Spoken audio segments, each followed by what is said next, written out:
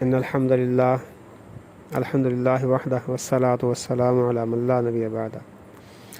اما بعد فإن خیر الحدیث کتاب اللہ وخیر الہدی ہدی محمد صلی اللہ علیہ وسلم وشر الامور محدثاتها وکل محدثۃ بدعہ وکل بدعۃ ضلالہ وکل ضلالۃ فی النار۔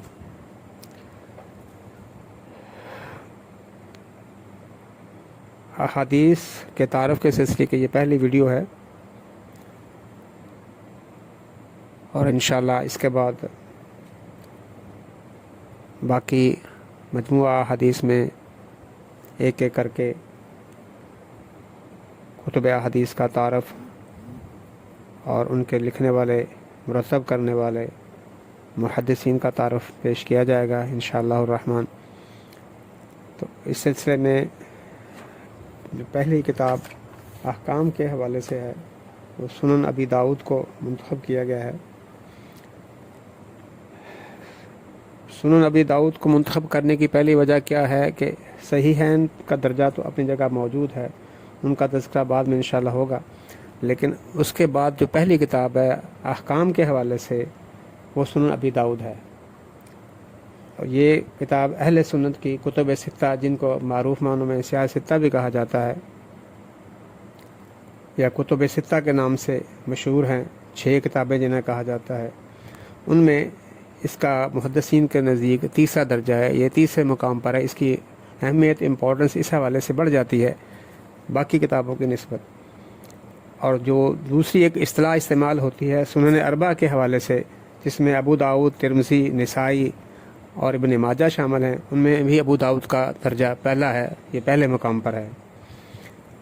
اس کی وجہ یہ ہے کہ اس سے پہلے امام ابو داؤد سے پہلے جتنی بھی کتب مرتب کی گئیں وہ ساری یا تو جامع کا درجہ رکھتی تھی یا مسانید میں سے تھی، یعنی ان میں قصص، اخبار، مواعظ سب کچھ شامل تھے۔ فقہی اعتبار سے، احکام کے حوالے سے، سنن کے حوالے سے فقط جو کتاب مرتب کی گئی وہ امام ابو داؤد نے کی ہے پہلی دفعہ، اور اس سے پہلے یہ نہیں تھی۔ اور اسی لیے صحیح بخاری کی جو فقاہت ہے، جو امام بخاری کے ابواب میں ظاہر ہوتی ہے، صحیح بخاری کے بعد فقہی مقام کے حوالے سے ابو داؤد کا پہلا مقام ہے، اور کتب ستہ میں جیسے پہلے عرض کیا تیسرا مقام ہے، یہ تیسرے درجے پر فائز ہے۔ اس میں مختلف حوالے سے، مختلف روایات سے اس کی روایات کی تعداد جو ہے وہ 5274 یا 5275 ہے۔ ان کا اپنا جو خط انہوں نے لکھا ہے اس میں، امام ابو داؤد نے جو لکھا تھا اس میں تعداد 4800، 4800، اور اس میں اگر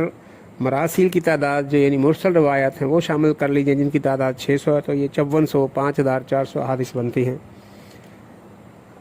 امام ابو داؤد نے اس کو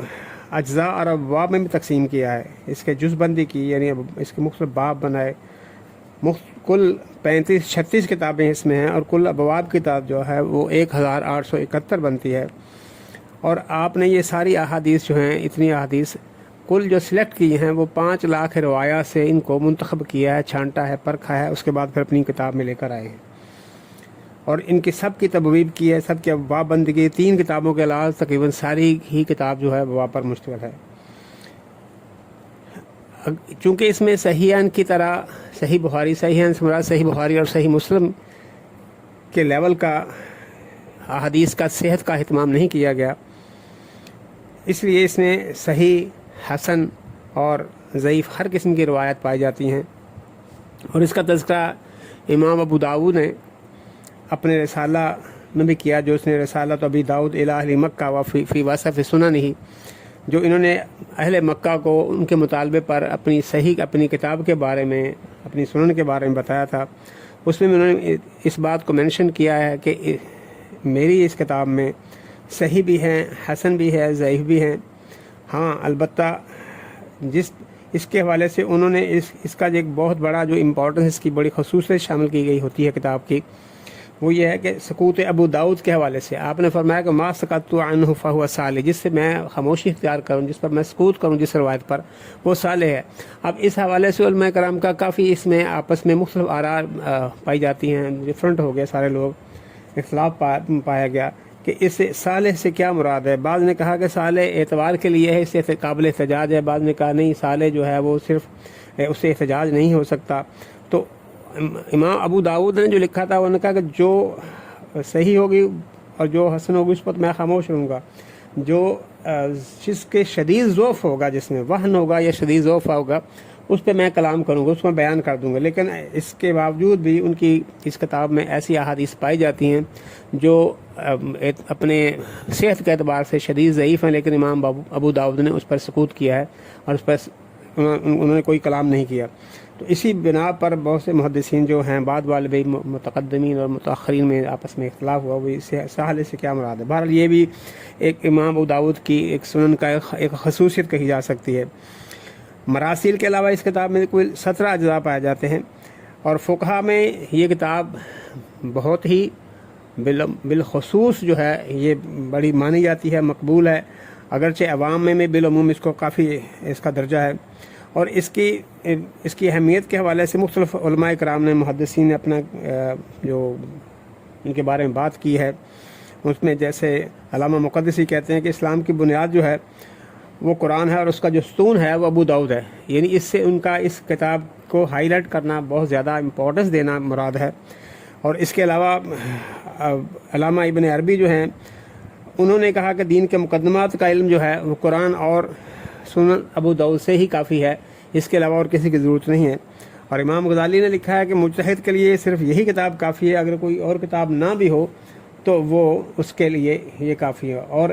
امام ابو داؤد نے کہا کہ 4 احادیث، باقی ساری کتاب میں سے 4 احادیث ہوں تو انسان کے لیے کافی ہیں۔ ان میں سے پہلی حدیث انہوں نے کہا کہ انما الاعمال بالنیات، جو امام بخاری کی پہلی حدیث ہے، صحیح بخاری میں ہے۔ اور دوسری انہوں نے کہا کہ جو اسلام میں بندہ جو اپنی فضول چیزیں چھوڑ دے، ان من حسن اسلام مری،